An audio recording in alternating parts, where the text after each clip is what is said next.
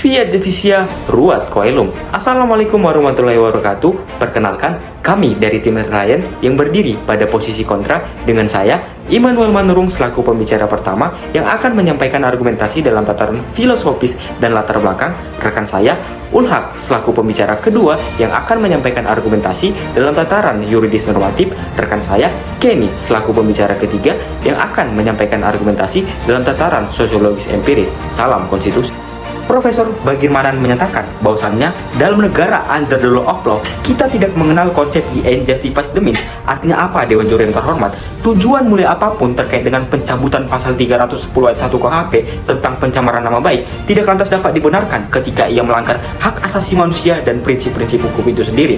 Kita tahu landasan filosofis lahirnya hukum pidana adalah fungsi perlindungan.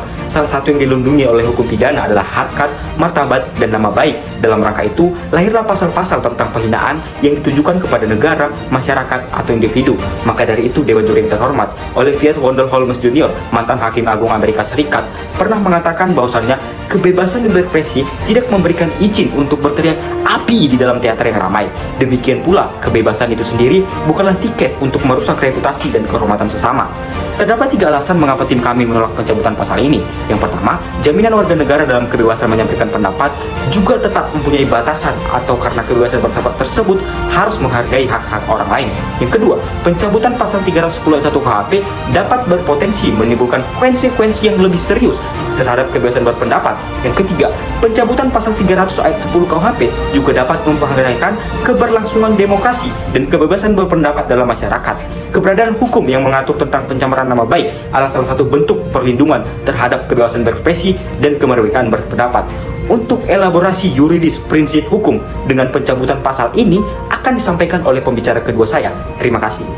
David Remedium, hukum akan selalu memberi solusi. Selamat pagi yang terhormat Dewan Juri dan rekan berpikir dari tim pro yang amat terpelajar. Sebelum memasuki ranah argumentasi, perlu ditekankan bahwasanya posisi saya di sini tidak setuju dengan mosi. Dewan Juri yang terhormat, komparasinya adalah tim pro harus bisa membuktikan apakah dengan dicabutnya pasal 310 ayat 1 KUHP bisa menjamin hak melindungi seluruh warga negara, dan mereka juga harus bisa membuktikan atas urgensi apa pasal tersebut dicabut, padahal sudah sesuai dengan amanat konstitusi dan salah satu tujuan hukum pidana yaitu melindungi kehormatan. Dewan Juri yang terhormat memasuki ranah argumentasi yang akan saya mulai dengan hal yang fundamental, pasal 1 ayat 3 Undang-Undang Dasar 1945 yang mengatakan bahwa Indonesia adalah negara hukum. Sebagai negara hukum, prinsip-prinsip tersebut harus ditegakkan dalam praktiknya demi keberlangsungan kehidupan bermasyarakat, berbangsa, dan bernegara. Serta dalam pasal 28 ayat 1 dan 2 Undang-Undang Dasar 1945 yang bermakna dalam kehidupan bermasyarakat, berbangsa, dan bernegara, setiap orang wajib menghormati hak asasi manusia orang lain.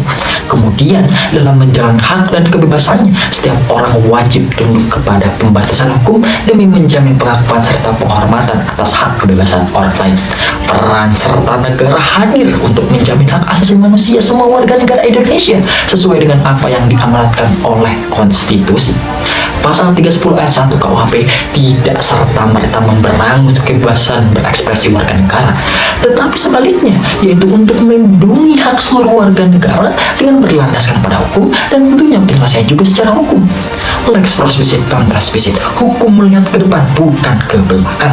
Bukti konkret bahwa ketentuan pasal 310 ayat 1 KUHP tidak membuat kebebasan berekspresi warga negara terhalang adalah ketentuan pasal tersebut masih dipertahankan di KUHP baru dengan perubahan unsur tertentu berdasarkan putusan MK nomor 78 tahun 2023, dan bahwa pasal tersebut merupakan delik aduan yang artinya negara tidak aktif untuk langsung bertindak. Sejatinya ketentuan di dalam pasal tersebut sudah sesuai dengan apa yang diamanatkan oleh konstitusi, dan tentunya kita mengenal asas prevensi lex posteriori derogat legi inferiori. Sekian, terima kasih dan salam konstitusi. Thomas Aquinas pernah berkata, jika norma hukum tidak memenuhi norma etik, maka hal tersebut tidak layak disebut sebagai norma hukum. Dewan Juri yang terhormat, alasan mengapa kami tetap menolak pencabutan pasal 310 KUHP adalah karena pasal tersebut secara implisit membuktikan adanya norma etik yang dibuktikan dalam 2 argumentasi. Pertama, pencemaran nama baik sama sekali tidak sesuai dengan tradisi masyarakat Indonesia yang masih menjunjung tinggi adat dan budaya Timur. Hal tersebut sangat berhubungan dengan studi komparasi yang akan saya elaborasikan nanti.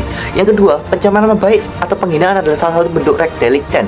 Artinya penghinaan adalah salah satu bentuk ketidakadilan sebelum dinyatakan oleh undang-undang. Maka dari itu, adanya pasal 310 KUHP adalah untuk menjaga hak setiap orang atas kehormatan dan martabatnya sesuai pasal 28G Undang-Undang Dasar 1945. Dewan Juri yang terhormat, berdasarkan studi komparasi yang kami lakukan dalam praktiknya di negara maju, kasus pencemaran nama baik kepada seseorang kebanyakan sudah beralih ke sanksi perdata seperti hanya Amerika Serikat. Namun masih ada negara yang memberlakukan hukuman pidana penjara seperti contoh Jerman.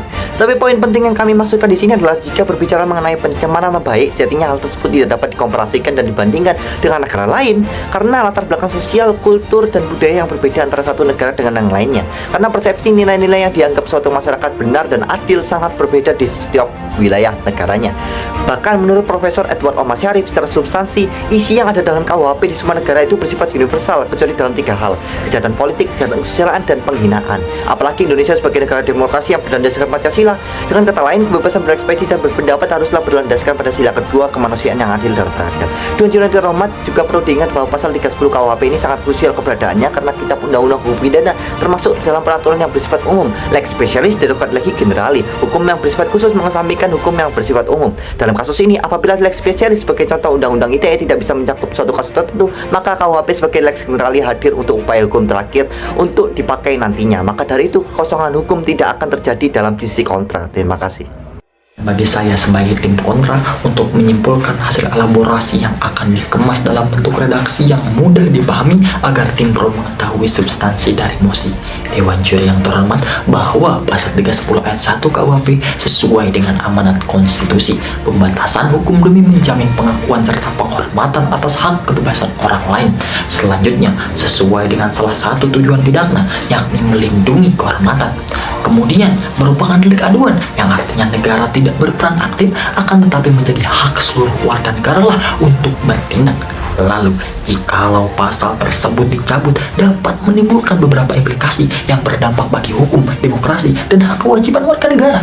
Maka dari itu, kami mempunyai mekanisme solusi, yakni dengan memperhatikan ketentuan KUHP baru melalui interpretasi futuristik ius constituendum. Dewan Juri yang terhormat, kami berhasil menjelaskan secara terstruktur argumen yang kami sampaikan di awal landasan fundamental yang terdiri dari segi teoris dan filosofis, dilanjutkan dengan penguatan dari segi yuris dan normatif, serta empiris sosiologis, dan didukung solusi sebagai benang merah apa yang saya sampaikan. Sekian, terima kasih, dan salam konstitusi.